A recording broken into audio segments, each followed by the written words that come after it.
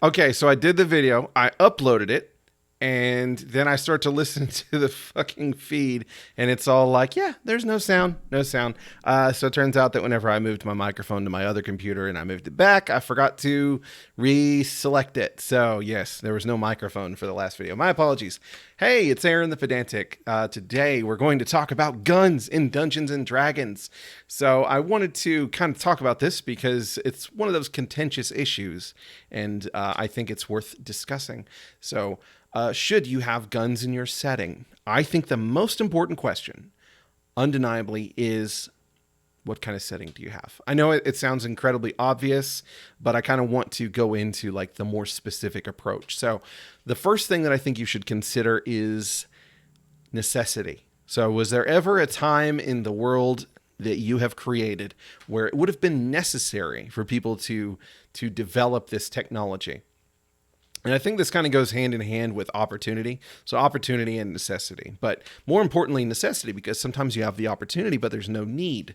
Something doesn't really come to be something that someone is going to dedicate their time into developing unless there is just like a great need to do so. So what do guns do? Guns are the great equalizer, right? So basically it makes it where someone who is not powerful can potentially defend themselves. Also, it makes us better at killing things. I'm not going to go into like this great grandiristic approach of how they're the best thing ever. They make you better at killing things. So, to me, if we're playing in a world where magic is fairly easy to get, I don't think you need guns. I think that at that point, you're playing in a world where, there's a possibility that this might have been something that people were going to do. Particularly maybe among a certain segment of the population that may not be gifted with magic. They may have decided, well, I don't want to have to learn how to shoot a bow and arrow that well. I kind of would like to just be able to pull a trigger and then make this boom boom send a bullet. And that is a perfectly viable way of looking at things, I think. But if you're playing in a world, and this is the kind of thing I see often with people that are running like 5th edition games, I see a lot of settings where it's like, you go to a city and there are just magic users everywhere.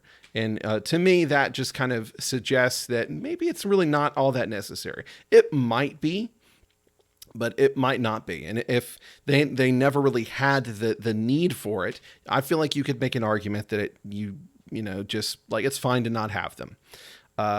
Secondly, I would also say that it's really not the biggest stretch if you have fireworks in your setting, that they probably, they probably learned, hey, I could use this gunpowder and put it in a tube and put a projectile in there and it'll make the boom boom send a bullet. So I think that if they've gotten to that point, there's really not much holding them back. So you could definitely make the argument that it makes sense within the world to do so.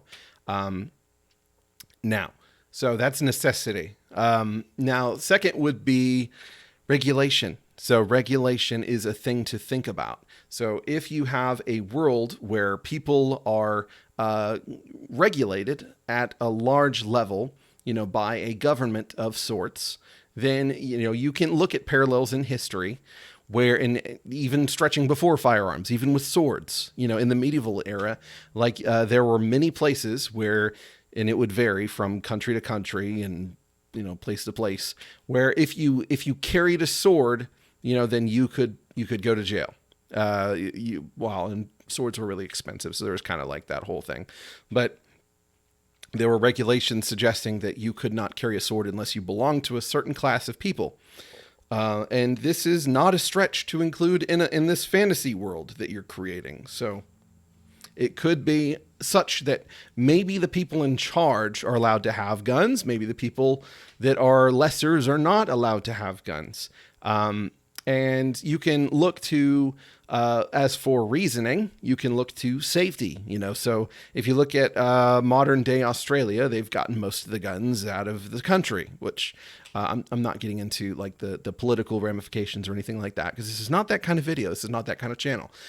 Similarly, you could look at Germany in the dark times and very well see that they took, those things away from the population to ensure that they would be easier to keep under control.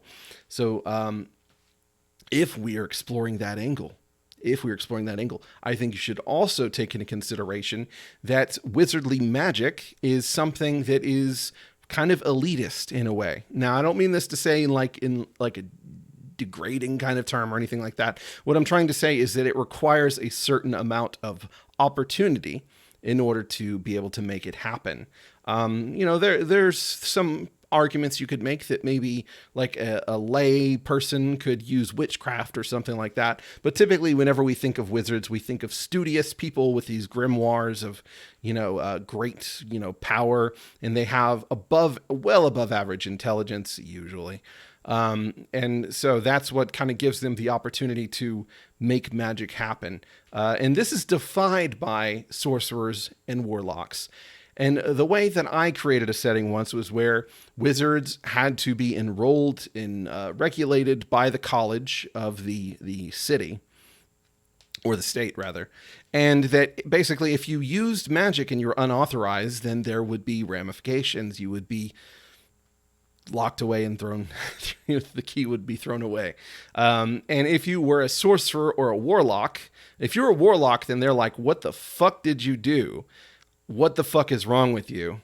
And if you're a sorcerer, then even like they would still be very wary of you, but they would put you on a leash more or less because you had this kind of unregulated power that was not granted to you by any kind of authority other than your bloodline or something that happened to you or something like that. So there would be just a very serious distrust of people with that kind of magic. And I think that really enriches the setting to include that kind of thing. Some players, they don't want to deal with that shit. They're like, I just want to, log in, kill shit and leave. And that's fine. You should always like kind of take into consideration what your target audience is. But for me, I enjoy having these really deep themes that are entrenched in the setting that players need to really think about whenever they interact with them. So let's say that we have a setting where there is necessity and a setting where there is not so much overbearing regulation that's keeping me from being able to use firearms. Okay, so now I have a firearm. How much damage does it do? Well, I think that basically the best way to kind of approach this is to try and balance, and I hate using this word because I'm an OSR guy. You want to balance the risk and the reward, right? So basically, the more powerful the gun is, the more risk needs to be involved in using it. So the way that this presents in, for instance, Lamentations of the Flame Princess is basically the gun does more damage, I believe. Actually, no, I take that back. It does a pretty decent amount of damage, but more importantly, it it also causes a morale check for people around.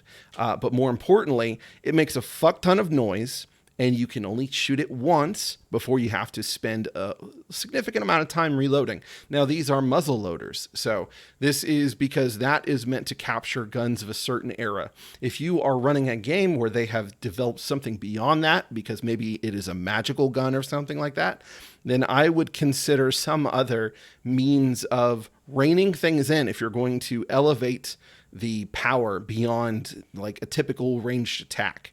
I would make sure that ammunition is perhaps a thing. Maybe there is a check involved to make it work properly.